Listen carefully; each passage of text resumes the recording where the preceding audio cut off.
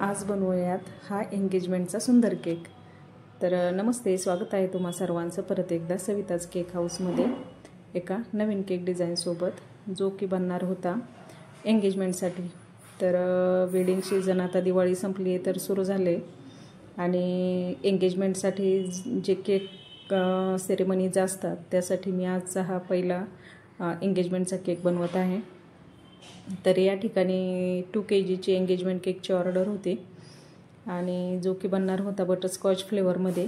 या ठिकाणी मी अगोदर दोनही केक, एक 1.25 किलो असा आणि एक 1.25 किलो असे मिळून 2 kgमध्ये हे 2 केक बनवून घेतले। त्याचं प्रॉपर असं आयसिंग वगैरे करून ते केक अगोदरच्या रात्री सेट करून घेतले, कारण वेडिंग केक किंवा जे एंगेजमेंटसाठीचे बनणारे जे केक असतात ते मोठे मोठे केक असतात आणि एकावर एक जस आपण असेंबल करू तर तो पूर्ण केक जर सेट झालेला असेल तर मग त्यात काही प्रॉब्लेम्स येत नाहीत। तर त्यासाठी मी अगोदरच्या रात्रीच केक इथे बनवून त्याचं आयसिंग करून क्रम कोटिंग करून ते केक सेट करून घेतलेले आणि दुसऱ्या दिवशी इथे फायनल आयसिंग करून मग तो केक त्या ब्राईडने ब्लू कलरमध्ये, स्काय ब्लू कलरमध्ये सांगितलेला, तर मग मी इथे स्काय ब्लू कलरने तो केक करून घेतला। नंतर त्यावर थोडेसे शुगर बॉल्स वगैरे असे लावून घेतले। नंतर एक कपलचं जे एडिबल टॉपर असतं जे की वेपरमध्ये मिळतं ते या ठिकाणी मी लावून घेतलं। नंतर एंगेजमेंटचा केक आहे तर मग लुक पण तसाच पाहिजे म्हणून काही हार्ट्स वगैरे आणि रोजेस त्याला लावून घेतले, काही गोल्डन कलरचे लिप्स वगैरे त्यावर लावून। तुम्ही इथे बघू शकता या केकचा लुक किती छान असा दिसत आहे। त्यानंतर सेम पद्धतीने मी दुसराही केक डेकोरेट करून घेतला आणि हा केक माझ्या घरापासून जवळपास 10 किलोमीटरच्या अंतरावर मला तो मेनूला जाऊन अरेंज करून द्यायचा होता। मग त्यासाठी मी अगोदर दोनही केक इथे रेडी करून तुम्ही बघू शकता याचं फायनल जे लुक आहे तो किती छान असा दिसत आहे।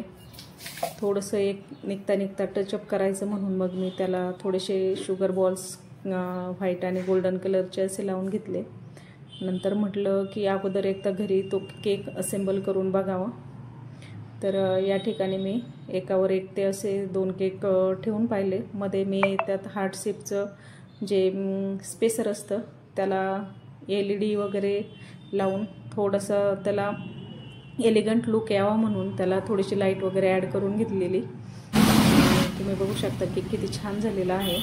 त्यानंतर मग आम्ही तो केक घेऊन वेणूला गेलो, जे की 7-8 किलोमीटर अराउंड 10 किलोमीटरच्या आसपासच होतं, शिवराज लॉन्स म्हणून। तिथे ही वेडिंग सेरेमनी, एंगेजमेंट सेरेमनी होणार होती। तर वेणूला येऊन पोहोचलो तर त्या ब्राईडचं तिथे कॅन्डिड शूट चालू होतं, त्यामुळे केक